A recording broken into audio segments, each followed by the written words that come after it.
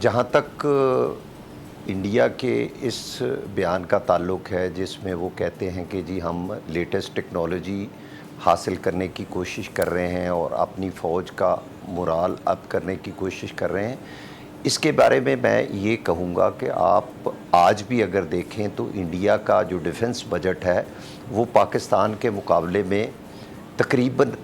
10 سے 11 گنا زیادہ ہے، اور اگر دوسری طرف آپ جائیں ان کی فوج کی تعداد کی طرف جائیں، ان کے مختلف جہازوں کی طرف جائیں، ایئر فورس کے اسٹرینگتھ کی طرف جائیں، نیوی کی طرف جائیں، تو ہر جگہ پہ ان کو نمبرز کے لحاظ سے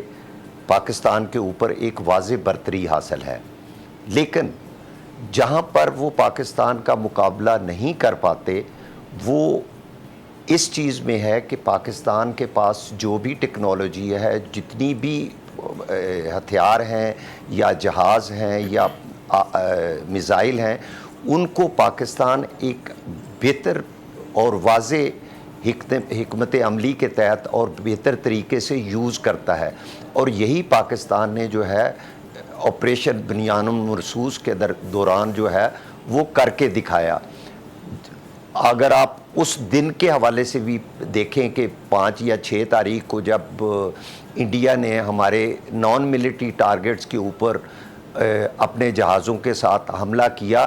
تو اس وقت ان کے جہاز جو ہیں وہ ہمارے سے تقریباً دگنی تعداد میں آسمانوں میں موجود تھے، لیکن اس کا جو نتیجہ نکلا وہ ہم سب کے سامنے ہے۔ تو اس چیز کو یہ چیز بہت واضح کرتی ہے کہ ہتھیار ہونا ہی ایک کافی نہیں ہوتا، اور ہتھیاروں کی کوالٹی ہونا ہی ایک کافی نہیں ہوتا، بلکہ ہتھیاروں کو جو استعمال کرنے کی اسٹریٹجی ہے، ان کو جو استعمال کرنے کی صلاحیت ہے، وہ جس فوج میں جتنی زیادہ بہتر ہوگی وہ اتنا ہی اس کو بہتر انداز میں استعمال کرے گی، اور یہ پاک فوج نے، پاک ایئر فورس نے آپریشن بنیان المرصوص کے پہلے دن ہی